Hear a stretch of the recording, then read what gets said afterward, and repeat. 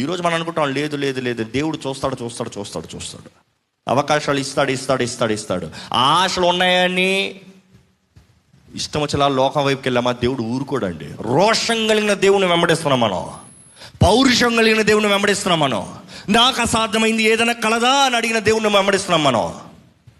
ప్రేమిస్తున్నాడు కాబట్టి రోషం వస్తుంది, ప్రేమ లేకపోతే రోషం రాదు. ప్రేమ లేకపోతే పట్టించుకోరు, ఆ పోరా ఎక్కడ పోతే ఏంటి అంటాడు భర్త. కానీ రోషం ఉన్న వ్యక్తి ఇంకోటితో మాట్లాడితే ఎవరితో మాట్లాడుతున్నావు అని అడుగుతాడు. ఎందుకు? రోషం. ఆయన ప్రేమిస్తున్నాడు కాబట్టి, ఆయన చూపిస్తున్నాడు కాబట్టి, ఆయన చేస్తున్నాడు కాబట్టి. మన దేవుడు కూడా రోషం కలిగిన దేవుడు. మనం ఎలా కొనమో చూస్తున్నాడు. ఈరోజు రోషం కలిగిన దేవుని ముందు ఉన్న మనం తగ్గింపుతున్నామా? తగ్గింపు ఉందా అండి నిజంగా? ఈ రోజు నుంచి ఈ ఆలయంలో ఉన్న ప్రతి ఒక్కరు మోకరించి ప్రార్థన చేయాలండి.